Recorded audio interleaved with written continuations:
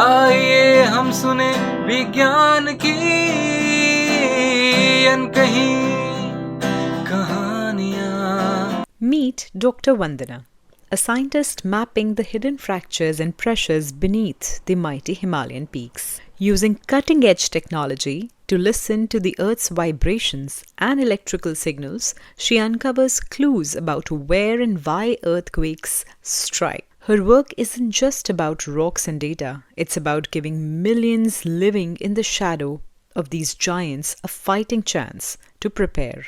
Because in the Himalayas, the ground beneath your feet holds secrets, and Dr. Vandana is decoding them. I am Dr. Vandana, and I am recently joined Bardia Institute of Himalayan Geology at in July 2023, and I have done my MTech from Kurukshetra University, and after that I have done my PhD from IIT Roorkee under Professor Ashwini Kumar and Professor S.C. Gupta sir. My topic is source and path characteristics of Bilaspur region of Himachal Lesser Himalaya. Then I have done work at National Center for Seismology that comes under Ministry of Earth Sciences. 8 years I have done work. Then I have joined here. My area of research is on Northwest Himalaya particularly. My specialization is to find out the source parameters, attenuation characteristics, seismic hazard, ground motion prediction equations, and recently I am working on radon data by applying some artificial intelligence and machine learning techniques. My research is very important in terms of seismic hazard assessment. If you want to make critical structures like dams, buildings, so Q is very important factor. So if you want to make risk resilient structures, this Q is very important. If a engineer want to make any building, so this I'm working on attenuation. We basically estimate the Q. Q basically define the quality factor, and this is the inversely proportional to the attenuation. Attenuation describe the where is the where is the high attenuation, where is the low attenuation. Low attenuation means where is the hard rock. Hard rock is there. So जहाँ पे hard rock आपकी होगी वहाँ पे ही आप building बनाएंगे. तो engineer जो है इस क्यू में बड़े इंटरेस्टेड होते हैं. If you want to make any like आप डैम्स बनाना चाह रहे हो, रिजर्वायर बनाना चाह रहे हो, ग्राउंड मोशन प्रिडिक्शन इक्वेशंस में भी मैं काम करती हूँ यूजिंग स्ट्रॉन्ग मोशन डेटा. उसमें हम एक इक्वेशन देते हैं, वो इक्वेशंस भी इंजीनियर्स यूज़ करते हैं अगर उन्होंने कोई जैसे बिल्डिंग्स वगैरह बनानी हो, बिल्डिंग कोड्स जो बनाते हैं तो उसमें ये इक्वेशंस यूज़ होती हैं. And hazard assessment, hazard zonation map, we divide the hazard zonation map in 4 categories.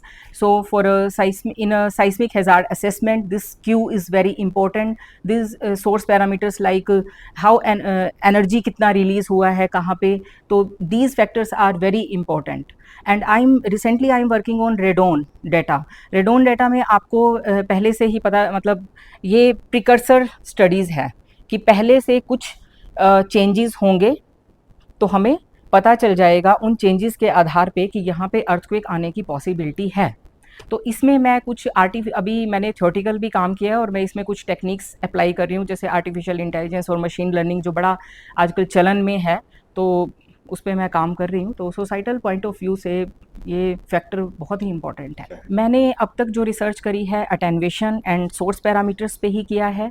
यहाँ पे I am working on radon data also. In future I will be work on attenuation tomographics. जो आपका source parameters है, जैसे उसमें हम stress drop की बात करते हैं. स्ट्रेस ड्रॉप कितना स्ट्रेस रिलीज़ हुआ before and after the earthquake, ठीक है. तो एनर्जी कितनी रिलीज़ हुई, हम कहते हैं ना वहाँ पे अर्थक्वेक आया है, इतने मैग्नीट्यूड का आया है, that tell us about the size of an earthquake. फिर हम उसके बाद उसके जो ये हाइपोसेंट्रल पैरामीटर्स है, लेट, लॉन्ग, डेप्थ, ये आपका मैग्नीट्यूड, ये सब देते हैं, ठीक है. फिर उसके बाद जो हम अपने डेटा के आधार पे हम उस वहाँ पे बताते हैं कि एनर्जी कितना रिलीज़ हुआ है, ठीक है. ये हमारी बात हुई सोर्स पैरामीटर्स पे. अटेन्वेशन का मैं आपको बता चुकी हूँ कि जहाँ पे हाई अटेन्वेशन है, जहाँ पे लो अटेन्वेशन है. हाई अटेन्वेशन वहाँ पे फ्रेजाइल टाइप ऑफ रॉक्स होंगी, ठीक है. और जहाँ पे ये आपका अटेन्वेशन अगर कम होगा वहाँ पे हार्ड टाइप ऑफ रॉक होगी. अगर मैं हिमालयस की बात करूँ तो आपका इंडो गंगेटिक प्लेन में एलुवियल है, और आपका higher Himalaya that is very hard crystalline type of rocks are there. So मेरी अभी रिसेंट एक हमारा एक पेपर भी अभी पब्लिश हुआ है, तो हमने उसमें डिफरेंट टेक्टोनिक ब्लॉक्स में डिवाइड किया है और उसके आधार पे मैंने अपने अटेन्वेशन को बताया है, जैसे Indo Gangetic plain, sub Himalaya, lesser Himalaya and higher Himalaya and Tethys Himalaya also. And I find that कि हायर हिमालय में आपका जो अटेन्वेशन है that is very less as compare to Tethys Himalaya. इसमें मैंने अभी सिर्फ रेडोन डाटा पे इसको अप्लाई किया है, मैंने थ्योरेटिकल भी अप्लाई किया है और मशीन लर्निंग टेक्निक जैसे फीड प्रोपेगेशन मेथड्स होते हैं, इसमें काफ़ी सारे मेथड हैं। हम फीड प्रोपेगेशन मेथड, एक लेवेंजन मेथड है। तो जो थ्योरेटिकल मैंने मल्टीलीनियर रेग्रेशन से निकाला है अपना वो और जो मैंने आर्टिफिशियल ये मशीन लर्निंग के थ्रू निकाला है वो अप्रॉक्सीमेटली सेम रिजल्ट्स आ रहे हैं। तो इस आधार पे मैं कह सकती हूँ अभी interpretation is going on for that paper. तो अभी मैंने उसी में ही, बाकी मैं इन फ्यूचर जो मशीन लर्निंग टेक्निक्स हैं मैं अर्थक्वेक अपनी साइस्मोलॉजी फील्ड में भी अप्लाई करूँगी। देखिए, India is always on number 1 because आपका इंटरनेशनल मैं देखती हूँ और इंडिया में देखती हूँ। इंटरनेशनल आज के टाइम में अगर मैं इंटरनेशनल रिसर्च देखूँ और इंडियन रिसर्च देखूँ तो टेक्निक्स इंडियंस भी वही टेक्निक्स उसको यूज़ करने की कोशिश कर रहे हैं। जैसे ये आर्टिफिशियल इंटेलिजेंस का आजकल बड़ा, अर्ली वार्निंग सिस्टम का बड़ा चलन चल रहा है आजकल। तो मेरा कहने का मतलब, जैसे मैं अपनी रिसर्च की बात करूं, क्योंकि मैंने आज तक थ्योरेटिकल अपने मैटलैब कोड्स के थ्रू फाइंड करने की कोशिश की है सोर्स पैरामीटर्स एंड अटेन्वेशन। अब मैंने इस ब्रिज को तोड़ा है by improving our research, by applying machine learning techniques, so by applying empirical methods. So India is always on number 1. Even आप ये देखो ना कि हम अपने रिसर्च पेपर्स इंटरनेशनल जर्नल्स में अपने पब्लिश करते हैं, लाइक साइंटिफिक रिपोर्ट्स में हमारे पेपर्स इतने पब्लिश हुए हैं।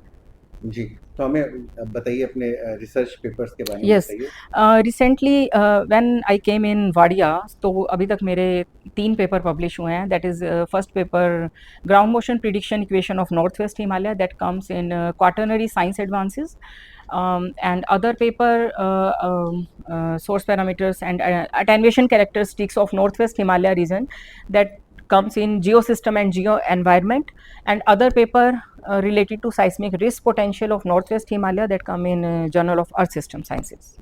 देखिए, मैंने अब तक जो कोलैबोरेशन किया है वो अभी तक MOES के साथ किया है, क्योंकि मैंने वहाँ पे नेशनल सेंटर फॉर सिस्मोलॉजी में काम किया था। तो मैंने जो मेरा क्वार्टरली साइंस एडवांस में पेपर पब्लिश है वो मैंने वहाँ का ही डेटा लेके उनका किया है नेशनल सेंटर for। तो मेरा कोलैबोरेशन तो NCS के साथ है अब तक। फर्स्ट ऑफ ऑल वही MSc या MTech इन जियोलॉजी, जियोफिज़िक्स, क्योंकि I am basically from geophysics background. बाकी मेरा ऐसे आने का कुछ वो नहीं था। मैं my graduation is in computer science, then I have change my field in geophysics. तो नहीं, बट अब मैं कहूँगी कि मतलब when I joined IIT Roorkee, तो पहले मैंने 1.5 ईयर मैंने अपने टेस्ट दिए। ONGC का बहुत ज़्यादा भूत सवार था मेरे माइंड में, तो 1.5 ईयर के बाद वो सब ख़त्म हो गया। तो मैं यही कहूँगी कि अपने पाथ को ना छोड़ें। जैसे आप अगर आपने MTech जियोफिज़िक्स में किया है तो आप PhD भी अपने साइस्मोलॉजी फील्ड में किए, अपने पाथ को डाइवर्ट मत कीजिए। जैसे कुछ लोग होते हैं ना कि MSc इन फिज़िक्स कर रहे हैं, फिर वो PhD कर रहे हैं साइस्मोलॉजी में, तो वो बड़ा मुश्किल है अपने आप को डिफेंड करना एंड तक। DST का मतलब काफ़ी योगदान रहा है, और मैं कहूँगी कि काफ़ी सारे जैसे प्रोग्राम्स वाडिया भी करवाता रहता है, तो इससे हम जागरूक कर सकते हैं आम जनता को कि अर्थक्वेक आए तो हमें कैसे बचना है, क्या करना है। जैसे DST काफ़ी सारे अर्ली वार्निंग सिस्टम के प्रोजेक्ट्स हमें देता है, रियल टाइम मॉनिटरिंग सिस्टम के प्रोजेक्ट्स देता है। तो ये इससे हम आम जनता को जागरूक कर सकते हैं ना, कि आपको 10 सेकंड से पहले आपको ये पता चल जाएगा, और आपको कैसे, और ये आउटरीच प्रोग्राम्स करवाता है। तो हम हर स्कूल में जाके मतलब आम जनता को बताते हैं कि कोई अर्थक्वेक आ जाए तो आपको कैसे बचना है, ठीक है। तो इसका बड़ा योगदान है हमारे लिए। I am very thankful to DST. This podcast series on STEM popularization is supported and catalyzed by National Council of Science and Technology, Communication, Government of India. Produced by Media for Community Foundation. Technical support is given by Soumya Mishra.